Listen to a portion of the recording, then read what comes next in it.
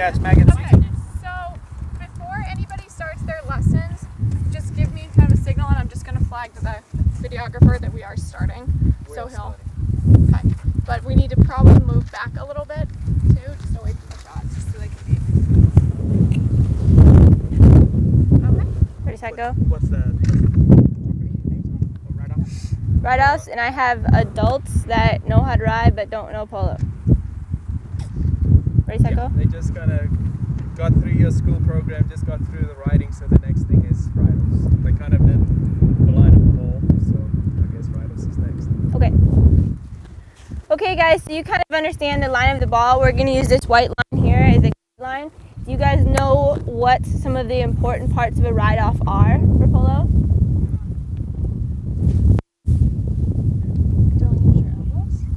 Yes, that's one. You don't want to elbow her here. And another thing is you don't want to come at another horse at a bad angle. Like you want to be parallel like these two horses here are, and you want to come so that they come shoulder to shoulder like this here, and we'll do it along this white line here, but you don't want to come turn your horse here like this. You don't want to come ride into somebody like this because it's dangerous. You could knock her down or your horse could fall down. Does that make sense? Okay. And then another thing is walk forward for me.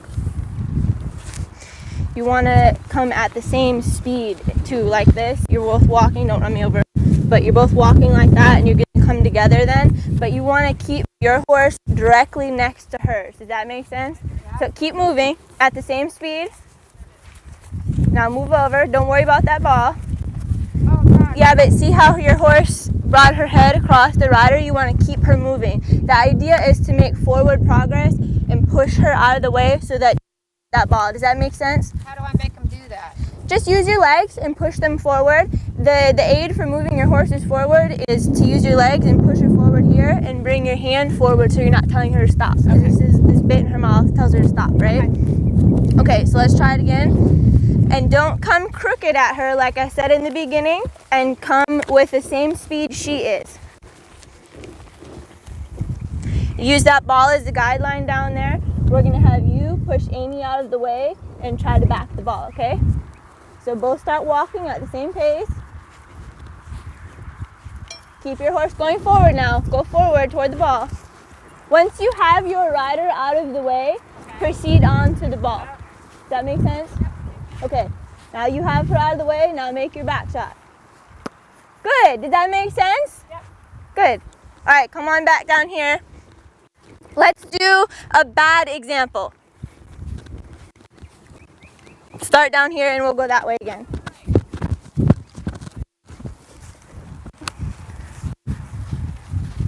Okay, so I'm hitting the ball up here. It's going to roll along this white line. I hit it. You guys turn and go for that ball. And you do a bad example to Amy. She's going to swing at this ball. You got your horse's head in her lap, right? Kind of. Yeah. All right, what do you think is another bad thing that could happen? If Amy were to turn around so you can see again. So if I'm riding toward this ball and I'm going to swing at it, what do you think is one thing that could happen with another rider next to me? Get hit with a mallet. Right. So you don't want to ride into that person's swing. If they're already swinging at the ball, something that could happen is you could move your horse's head over at a bad angle and get your horse's head hit, or you could get hit yourself, which is really dangerous. So if you're already in that stride length here where the rider's swinging at the ball, you want to make sure that you don't go into the ride-off, okay? So let's try it one more time. And instead, Amy, why don't you push her over and try to hit the ball? Just so you both get a chance to push the other rider over and back the ball. Yeah, keep that walk and stay shoulder to shoulder. If you're the person trying to win the ride-off, try to get your knee in front so your horse's shoulder has the advantage. Good. Do you guys have any questions? Do you understand the point of a ride-off? What about, can I lean into her saddle like that? Because I always see everybody doing this. Can that help? A lot of people do that in pictures, and no, you're not supposed to do that. Remember what she said in the beginning with elbows?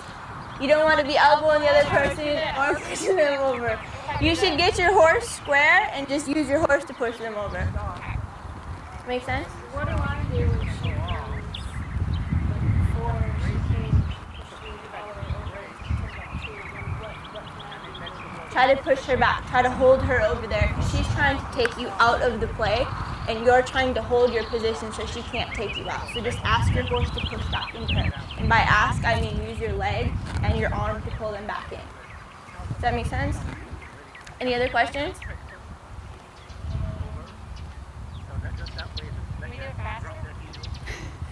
I don't know, what riding level do they have? They just got through riding in the polo school. That means they might have been trotting, but that's about it. Okay, we'll edit out that. Done.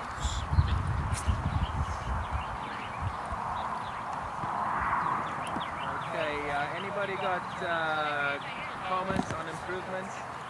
You guys can now. Aren't we supposed to do like one negative, one positive for everybody? We didn't do that for John. Yeah. One I positive. did that thing where I threw a second. That's what I find most everyone does. Yeah, and they- kind of ride off and they pull and they stop their horses and they're doing. That's why I was like, think if you did it in a trot, then you'd see that Right. happen more often because then their horses generally always just sort of walk and they can't keep them moving. So I think it's Try to good trot just it. to try it at a higher Okay. just because that, to me, that tends to be an issue. And I think it's more easily seen when you've got a little bit of momentum going for it. I mean, here and all that, I guess that there were other things you could have, like, gone through, taken through the list of what constitutes a good ride off and what constitutes, what are the fouls? I have one critique, Megan, is you didn't do a near side back shot. I'm just saying, I'm just throwing that out there. I think you were 10 across the board, you were awesome. But you didn't demonstrate a near side back shot, right? Yeah. I am having trouble with these guys already know what they're doing. I know, I was just where you are 2 minutes Yeah. ago. It's Yeah. it's kinda intimidating, you know? Right. Yeah, the only thing I would have said is maybe, and this isn't always possible even in a normal lesson. I like because I hit it from a lot of different angles. You could have maybe boarded it, put it on the whiteboard to demonstrate. Yeah, that's true. Like foot mallet. Sometimes if you have that time to like show them it 2 or 3 different ways. Wait, and I'm trying to see this. I almost feel like you need to go to someone's. Give someone a Yeah. handicap because then you can see if they're tagged with their horses, if they look at the tag, if they properly tag them up, if they use safety. I mean, there's so many different things. Bringing instructors here when they're in a controlled environment, you have good tag and good horses, all this other stuff. You can almost give someone a false handicap, false recommendation. Well, if they were doing the certification project, they would have real students, correct? Well, but how are we going to find real students in this town? Because everybody in this town. That's why I'm saying maybe it's better to send an instructor to their location before they get a suitable certificate. specialist, and I can Well, be but it's sorry, I mean, you're right, when they certify, you come to Garrison, I can throw everything. I mean, I've got, anytime I was not they certify you, we use my facilities and certify other people. That's the idea, and I get what you're saying, but you bring a really good point, which is We need to we're see in Garrison their Ford, stuff. and you're on your horses that are good, and we know your tack's No, good. all right, yeah, but I'm saying when you certify someone to do. Right. That's a good point because somebody might be Flipping this whole thing on its head a little bit, but It's important though. You might have a good instructor that's got some loony bin horses, you know, or some crap tack. That's a lot. That's a big safety hazard. You guys to have to go to everyone's. Yeah. We're still, as I say, it's in the starting stages. I mean, Another- the thing is, I can really travel, but that's why Yeah. Another thing, the CHA had us do like mounting and unmounting and like the tack and stuff too. Are we supposed to in these things check that? I think because You know what I that mean? should be part of safety. Right. So I think we should Just going